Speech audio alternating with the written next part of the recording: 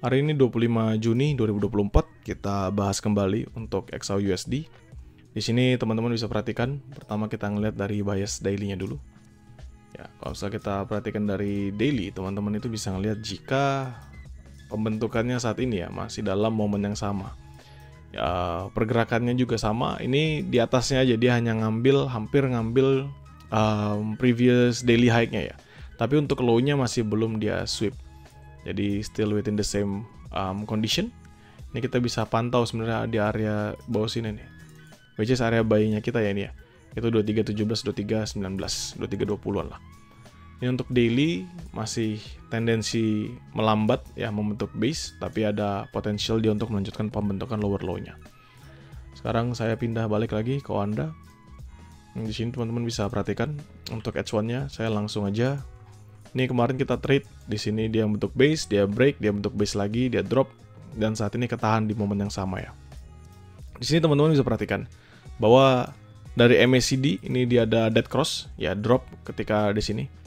Di sini dia dead cross tapi melambat lagi, which is ini memang karena momennya ya, karena memang masih Asia session, kita belum masuk di London session sama sekali, jadi belum ada pergerakan tambahan dari gold itu sendiri. Dari RSI-nya, kalau misalnya teman-teman perhatikan, dari RSI-nya itu juga sama ya pembentukannya, tidak ada divergence. Jadi kita bisa connect dengan pergerakan dari price yang ada di sini. Kita ngeliat dari candlestick yang ada di sini. Yang pertama adalah 2334, 2335 ini hidden base, masih sama. Ini hidden base yang saya sampaikan kemarin. Jadi ini bisa menjadikan kita sebagai momentum sell ya di 2334, 2335. Tapi sebenarnya 2334 itu sudah di close. Jadi menurut saya ini hanya sebagai pantauan aja. Kalau misalnya kita harus ubah sebagai garis, ya kita bisa anggap ini sebagai area supply zone. Ya, new supply zone yang baru untuk momen sekarang. Ya, this one. Saya taruh di sana, new supply zone itu di 2333, 2335. Artinya apa? Artinya ya, kalau misalnya new supply zone ini bisa jadi patokan kita untuk nge-sell selama dia nggak breakout. Sama seperti teman-teman ngomongin support dan resistance. Jadi 2333, 2335 inilah yang nahan. Dan sepertinya 2336, 2340 ini saya bisa hapus dulu. Karena kalau misalnya 2335-nya ini sudah membentuk new supply dan dia breakout, harusnya dia bisa ngejar sampai atas. Jadi at least dia bisa makan sampai 2345-an. Ya, jadi ini saya taruh dulu di sini. Teman-teman bisa perhatikan 2327 still the same ya. Ini menjadi area yang sama seperti kemarin. Jadi titik equilibrium pertengahan dari semua crossingan ini. Dia nggak berhasil break, dia drop, dia berhasil break, dia naik, ya kan kencang. Dia nahan di sini, dia drop, dia nahan lagi, berhasil break, naik lagi, nggak berhasil break, naik lagi, drop lagi di sini, drop, nggak berhasil break balik 2327, drop lagi, dan di sini dia nge-retest sekali lagi 2327. Ya, untuk ini bawahnya saya hapus. Kenapa saya ingin turunkan di sini? Ya, 2320 sampai 2317. Ini kan area support yang dari kemarin ya, yang kita tunggu-tunggu sebenarnya. Sebentar ini saya naikin dikit biar saya bisa tarik yang bawah ini. Nah, area support juga, ini area buy yang saya harapkan kemarin. Kemarin kita sudah buy, bolak-balik itu 2322, 2319, dan itu kita profit semua. Dan conditional sekarang adalah kita masih waiting the game. Kenapa? Karena market itu masih lambat ya teman-teman ya. Market itu masih lambat, pergerakannya ups and downs kayak gini. Dan nampaknya di sini seller akan mulai menguat. Ya, dari pandangan saya seller akan mulai menguat karena base-nya sudah kebentuk, jadi drop. Di sini untuk base dan next-nya maybe adalah drop. Ya, ini hanya sebatas correction semata. Kalau misalnya kita perhatikan dari pembentukan yang ada, ambil dari garis ini, bisa kita tarik di atas ini kan masih melanjutkan penguatannya. Kita ubah pakai candle, teman-teman bisa ngeliat ini kan kondisi pertama kali dia breakout trendline minornya, dan ini melanjutkan penurunannya lagi. Makanya saya bilang secara conviction saya akan bearish untuk hari ini. Target saya masih sama sih, masih ke 2300-an. Saya nggak tahu kapan, tapi target saya itu di 2300-an. Mungkin bisa tercapai di hari Kamis atau di hari Jumat kalau memang newsnya juga searah dengan yang saya harapkan. Tapi kalau enggak, ya kita lihat saja apa yang akan terjadi. Oke, untuk sekarang kita ngomongin dari time frame yang ada di depan mata kita sekarang. Ya, ini adalah pembukaan tadi, di hari Selasa. This one, dan this one. Ya, ini adalah paling atas, bawahnya, dan bawahnya lagi. Jadi teman-teman bisa ngelihat bahwa area teratasnya ini, this one ini sampai atas 2335, saya naik dikit. Nah, pas. Nah, ini adalah area supply-nya yang saya sampaikan. Ups, kena supply, drop, dan di sini nahan lagi di atas 2327 ya, di H4-nya.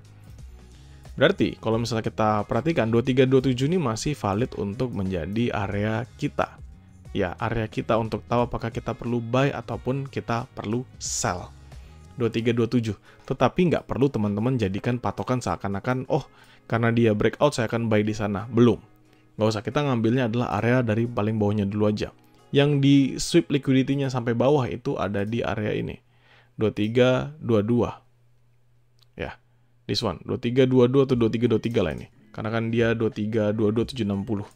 Jadi saya tulis 2323 ya. Ini area bawahnya, 2323, ya. Dan ini area atasnya. Ini sebelum dia ngebentuk yang lain-lain ya, which is 2329 di sini.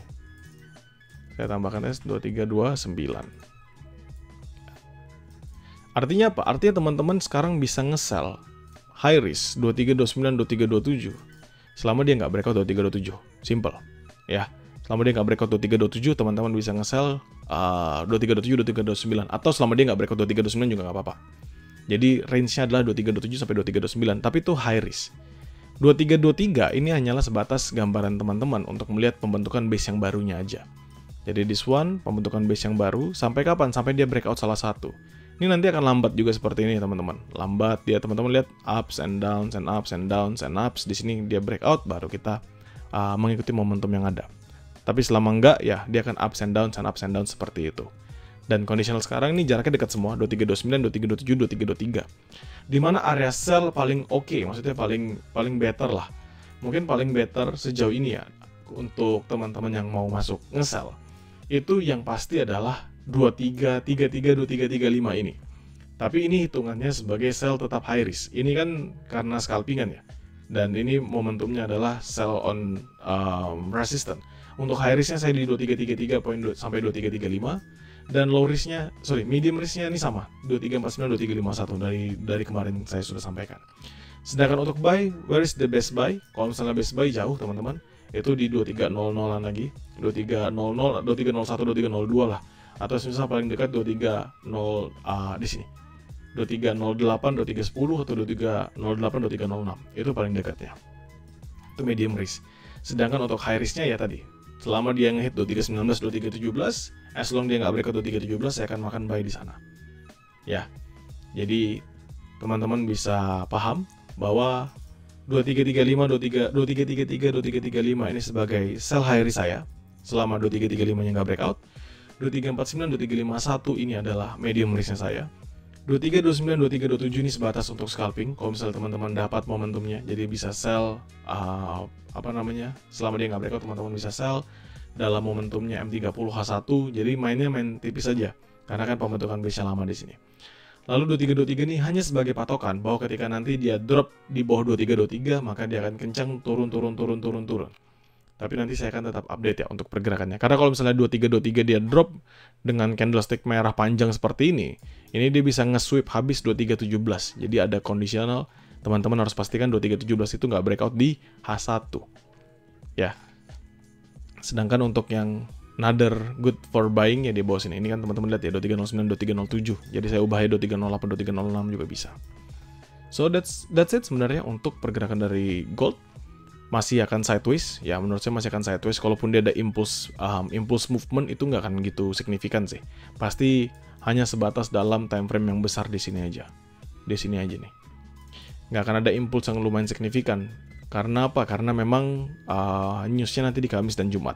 Namun nanti malam itu akan ada CB Consumer Confidence, at least bisa membantu kita melihat ya another movement dari gold itu sendiri. Teman-teman bisa jadikan ini sebagai sebuah referensi dan pastikan kalau misalnya teman-teman sudah menyesuaikan dengan metode yang teman-teman miliki.